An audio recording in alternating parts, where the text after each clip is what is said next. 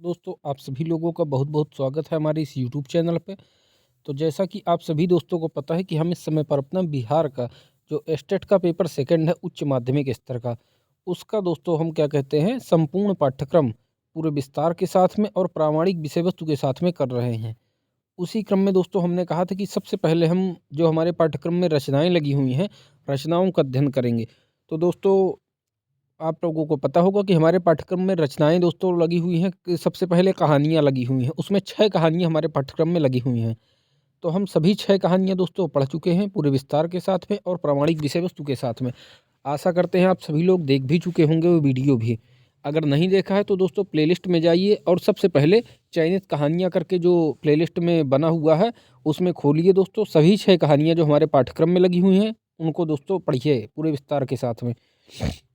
उसके बाद में दोस्तों 7वें नंबर के बिंदु में हमारे पाठ्यक्रम में लगा हुआ है चयनित उपन्यास। उसमें दोस्तों 3 उपन्यास हमारे पाठ्यक्रम में लगे हुए हैं, गोदान, मैलांचल और त्यागपत्र। तो दोस्तों हमने सबसे पहले गोदान उपन्यास का अध्ययन करना शुरू किया था। उसी क्रम में दोस्तों आप सभी लोगों को पता है कि गोदान उपन्यास 36 भागों में है, जिसका दोस्तों आज हम सबसे अंतिम भाग और 36वां भाग पढ़ रहे हैं। आज कुल मिला के गोदान उपन्यास समाप्त हो जाएगा। तो दोस्तों आप सभी लोगों से कहूँगा और विनम्र आग्रह के साथ कहूँगा कि अगर दोस्तों आप सभी लोगों ने अभी तक 35 भाग नहीं देखे हैं गोदान उपन्यास के, तो सबसे पहले जाइए दोस्तों प्लेलिस्ट में और गोदान उपन्यास के 35 भागों का अध्ययन करिए। उसके बाद दोस्तों आज के 36वें भाग जो लास्ट भाग है उस पर आइए दोस्तों।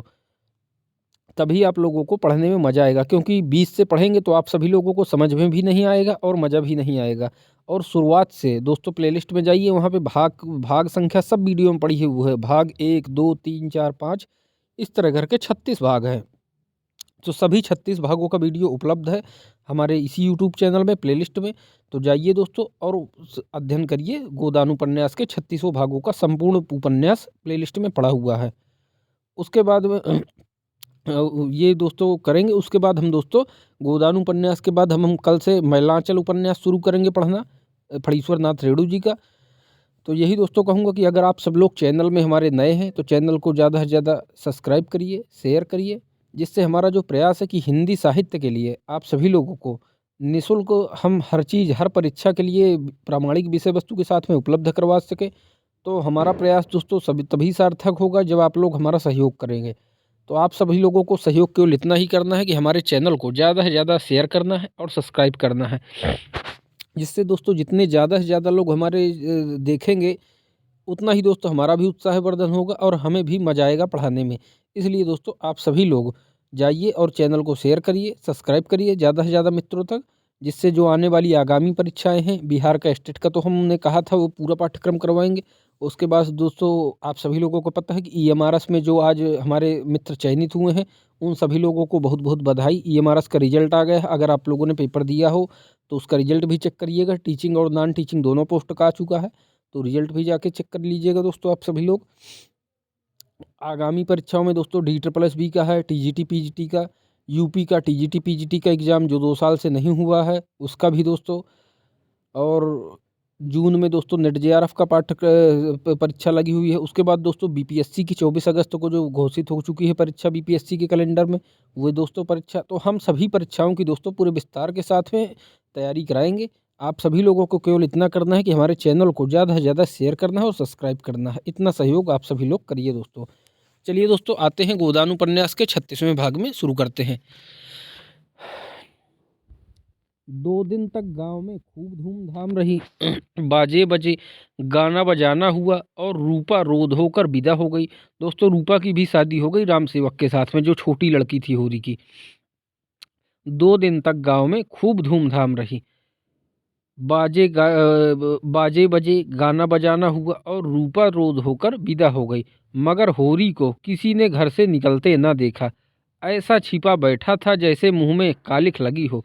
मालती के आ जाने से चहल पहल और बढ़ गई। दूसरे गांव की स्त्रियां भी आ गई। गोबर ने अपने सील स्नेह से सारे गांव को मुग्ध कर लिया है। ऐसा कोई घर न था जहां वह अपने मीठे व्यवहार की याद न छोड़ आया आया हो। भोला तो उसके पैरों पर गिर पड़े। उनकी स्त्री ने उसको पान खिलाए।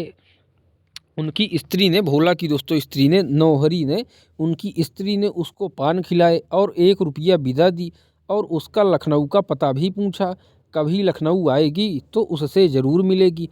अपने रुपए की उससे कोई चर्चा ना की। तीसरे दिन जब गोबर चलने लगा तो होरी ने धनिया के सामने आंखों में आंसू भरकर वह अपराध स्वीकार किया जो कई दिन से उसकी आत्मा को मथ रहा था, और रोकर बोला, बेटा मैंने इस जमीन के मोह से पाप की गठरी सिर पर ला दी। ना जाने भगवान मुझे इसका क्या दंड देंगे। गोबर जरा भी गर्म ना हुआ। किसी प्रकार का रोष उसके मुंह में ना था। श्रद्धा भाव से बोला, इसमें अपराध की कोई बात नहीं है दादा। हाँ, राम सेवक के रुपए अदा कर देना चाहिए। आखिर तुम क्या करते? मैं किसी लायक नहीं, तुम्हारी खेती में उपज नहीं, कर्ज कहीं मिल नहीं सकता, 1 महीने के लिए भी घर में भोजन नहीं। ऐसी दशा में तुम और कर ही क्या सकते थे? जायदाद न बचाते तो रहते कहाँ? जब आदमी का कोई बस नहीं चलता तो अपने को तकदीर पर ही छोड़ देना चाहिए। ना जाने यह धांधली कब तक चलती रहेगी। जिसे पेट की रोटी मयस्सर नहीं, उसके लिए मर्जाद और इज्जत सब ढोंग है। औरों की तरह तुमने भी दूसरों का गला दबाया होता, उनकी जमा मारी होती तो भले ही तो तुम भी भले आदमी होते। तुमने कभी नीति को नहीं छोड़ा, यह उसी का दंड है। तुम्हारी जगह मैं होता, या तो जेल में होता या फांसी पा गया होता। मुझसे यह कभी बर्दाश्त न होता कि मैं कमा कमा कर सबका घर भरूं और आप अपने बाल बच्चों के साथ मुंह में जाली लगाए बैठा रहूं। धनिया बहू को उसके साथ भेजने को राजी न हुई। झुनिया का मन भी अभी कुछ दिन यहाँ रहने का था। तय हुआ कि गोबर अकेला ही जाए। दूसरे दिन प्रातःकाल गोबर सबसे विदा होकर लखनऊ चला। होरी उसे गांव के बाहर तक पहुंचाने आया। गोबर के प्रति इतना प्रेम उसे कभी न हुआ था। जब गोबर उसके चरणों पर झुका तो होरी रो पड़ा, मानो फिर उसे पुत्र के दर्शन न होंगे। उसकी आत्मा में उल्लास था, गर्व था, संकल्प था। पुत्र से यह श्रद्धा और स्नेह पाकर वह तेजवान हो गया, विशाल हो गया। कई दिन पहले उस पर जो अवसाद सा छा गया था, एक अंधकार सा, जहाँ वह अपना मार्ग भूल जाता था, वहाँ अब उत्साह है और प्रकाश है। रूपा अपने ससुराल में खुश थी। जिस दशा में उसका बालपन बीता था, रूपा दोस्तों, जिसकी छोटी लड़की जो अभी उम्र में बहुत छोटी थी, राम सेवक की उम्र बहुत बड़ी थी, तो रूपा अपने ससुराल में खुश थी। जिस दशा में उसका बालपन बीता था, उसमें पैसा सबसे कीमती चीज थी। मन में कितनी साधे थी जो मन ही में घुट घुट कर रह गई थी, वह अब उन्हें पूरा कर रही थी। और राम सेवक अधेड़ होकर भी जवान हो गया था। रूपा के लिए वह पति था। उसके जवान, अधेड़ या बूढ़े होने से उसकी नारी भावना में कोई अंतर न आ सकता था। उसकी यह भावना पति के रंग रूप या उम्र पर आश्रित न थी। उसकी बुनियाद इससे बहुत गहरी थी, शाश्वत परंपराओं की तह में, जो कि केवल किसी भूकंप से ही हिल सकती थी। उसका यौवन अपने ही में मस्त था। वह अपने ही लिए अपना बनाव श्रृंगार करती थी और आप ही खुश होती थी। राम सेवक के लिए उसका दूसरा रूप था। तब वह गृहिणी बन जाती थी। घर के कामकाज में लगी हुई अपनी जवानी दिखाकर उसे लज्जा या चिंता में न डालना चाहती थी। किसी तरह की अपूर्णता का भाव उसके मन में न आता था। अनाज से भरे हुए बखार और गांव की सिवान तक फैले हुए खेत और द्वार पर ढोरों की कतारें और किसी प्रकार की अपूर्णता को उसके अंदर आने ही ना देती थी। और उसकी सबसे बड़ी अभिलाषा थी अपने घर वालों को खुश देखना, उनकी गरीबी कैसे दूर कर दे। उस गाय की याद अभी तक उसके दिल में हरी थी, जो मेहमान की तरह आई थी और सबको रोता छोड़कर चली गई थी। वह स्मृति इतने दिनों के बाद और भी मृदु हो गई थी। अभी उसका निजत्व इस नए घर में न जम पाया था। वही पुराना घर उसका अपना घर था। वहीं के लोग अपने आत्मीय थे। उन्हीं का दुख उसका दुख और उन्हीं का सुख उसका सुख था।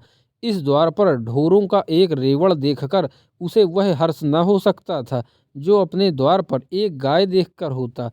उसके दादा की यह लालसा कभी पूरी न हुई थी। जिस दिन वह गाय आई थी, उन्हें कितना उत्साह हुआ था, जैसे आकाश से कोई देवी आ गई हो। तब से फिर उन्हें इतनी समाई ही न हुई कि दूसरी गाय लाते, पर वह जानती थी आज भी वह लालसा होरी के मन में उतनी ही सजग है। अब की वह जाएगी तो साथ वह धौरी गाय जरूर लेती जाएगी, नहीं अपने आदमी के हाथ क्यों न भिजवा दे। राम सेवक से पूछने की देर थी, मंजूरी हो गई और दूसरे दिन एक अहिर के मार्फत रूपा ने गाय भेज दी। अहिर ने कहा, दादा से कह देना मंगल के दूध पीने के लिए भेजी है। दोस्तों, रूपा ने गाय भिजवा दी होरी के यहाँ। राम सेवक से पूछने की देर थी, देखिए दोस्तों, मंजूरी हो गई और दूसरे दिन एक अहिर के मार्फत रूपा ने गाय भेज दी। अहिर से कहा, दादा से कह देना मंगल के दूध पीने के लिए भेजी है। होरी भी गाय लेने की फिक्र में था। यूं अभी उसे गाय की कोई जल्दी न थी, मगर मंगल यही है और वह बिना दूध के कैसे रह सकता है। रुपए मिलते ही वह सबसे पहले गाय लेगा। मंगल अब केवल उसका पोता नहीं है, केवल गोबर का बेटा नहीं है, मालती देवी का खिलौना भी है। उसका लालन पालन उसी तरह का होना चाहिए। मगर रुपए कहाँ से आए? संयोग से उसी दिन एक ठेकेदार ने सड़क के लिए गांव के ऊसर में कंकड़ की खुदाई शुरू की। होरी ने सुना तो चटपट वहां जा पहुंचा और 8 आने रोज पर खुदाई करने लगा। अगर यह काम 2 महीने भी टिक गया तो गाय भर को रुपए मिल जाएंगे।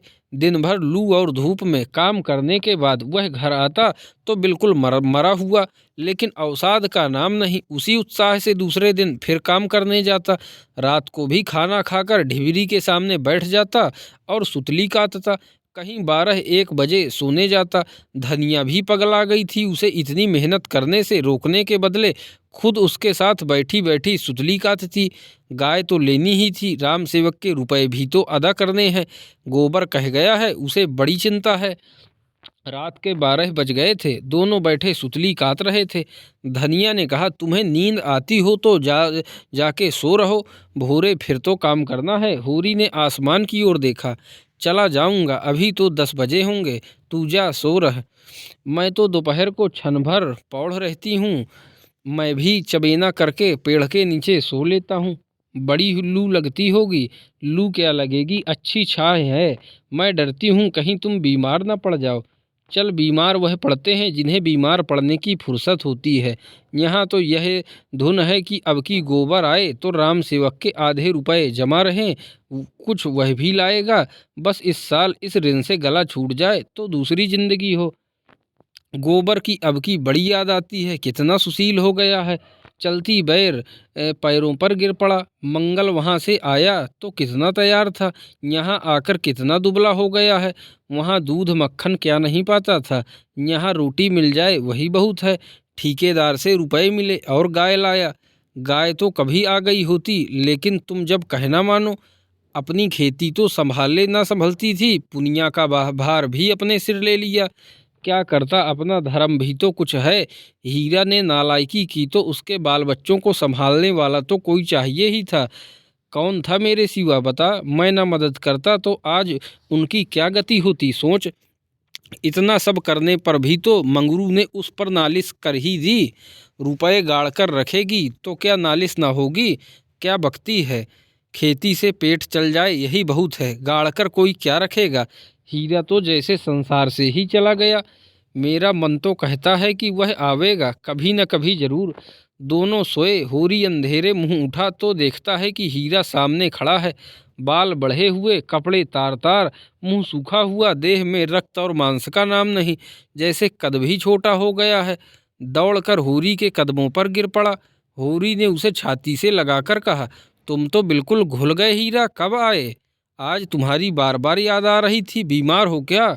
आज उसकी आंखों में वह हीरा न था जिसने उसकी जिंदगी तल्ख कर दी थी, बल्कि वह हीरा था जो बे माँ बाप का छोटा सा बालक था। बीच के ये 25-30 साल जैसे मिट गए, उनका कोई चिन्ह भी नहीं था।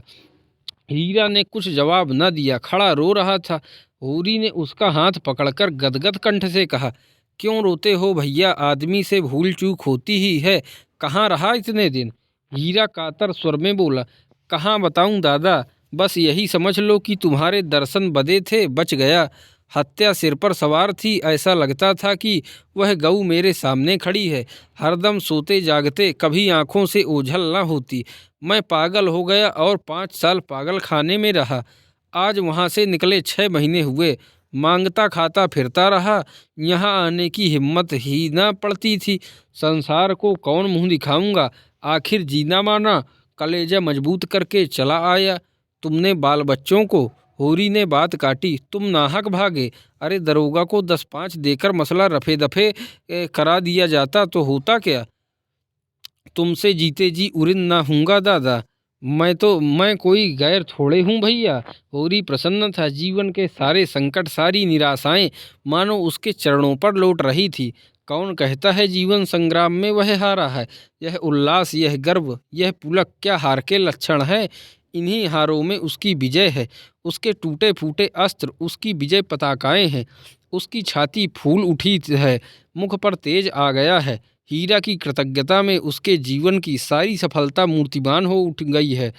उसके बखान में 100-200 मन अनाज भरा उसके बखार में 100-200 मन अनाज भरा होता। उसकी हांडी में 1000-500 गड़े होते। पर उससे यह स्वर्ग का सुख क्या मिल सकता था।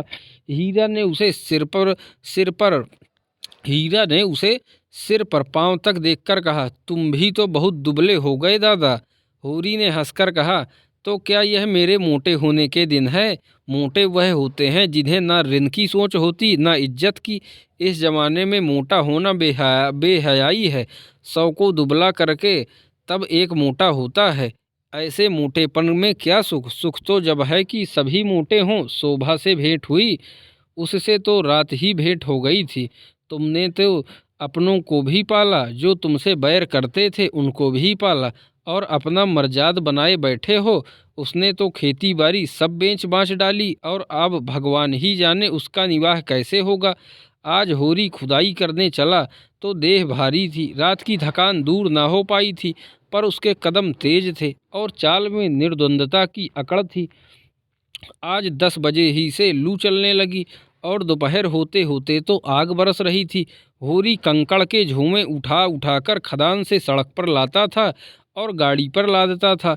जब दोपहर की छुट्टी हुई तो वह बेदम हो गया था।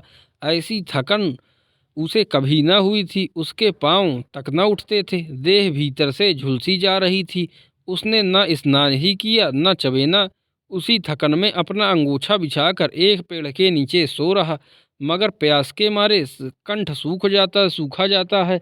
खाली पेट पानी पीना ठीक नहीं। उसने प्यास को रोकने की चेष्टा की, लेकिन प्रतिक्षण भीतर की दाह बढ़ती जाती थी। न रहा गया।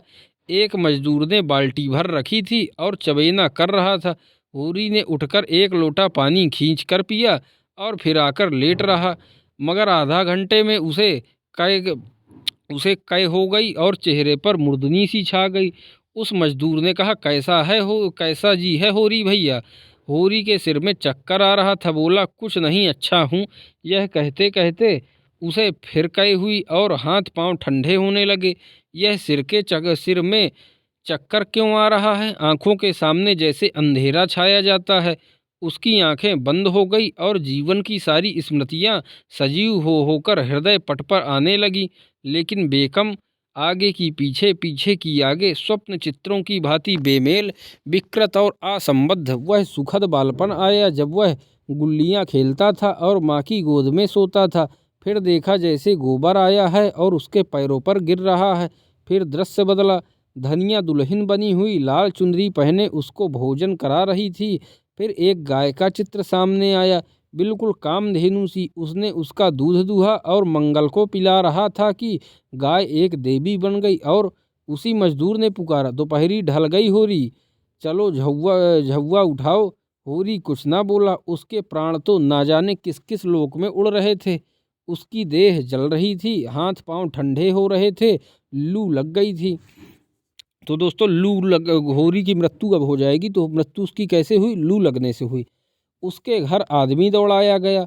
1 घंटा में धनिया दौड़ी हुई आ पहुंची। शोभा और हीरा पीछे पीछे खटोले की डोली बनाकर ला रहे थे।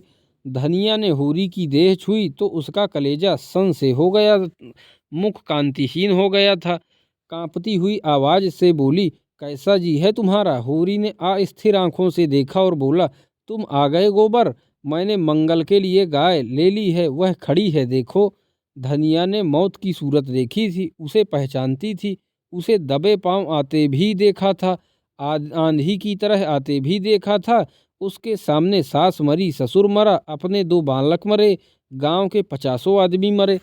प्राण में एक धक्का सा लगा। वह आधार जिस पर जीवन टिका हुआ था जैसे खिसका जा रहा था। लेकिन नहीं, यह धैर्य का समय है। उसकी शंका निर्मूल है। लू लग गई है, उसी से अचेत हो गए हैं। उमड़ते हुए आंसुओं को रोककर बोली, मेरी ओर देखो, मैं हूँ, क्या मुझे नहीं पहचानते? होरी की चेतना लौटी। मृत्यु समीप आ गई थी, आग दहकने वाली थी, धुआं शांत हो गया था। धनिया को दीन आंखों से देखा। दोनों कोनों से आंसू की 2 बूंदें ढुलक पड़ी।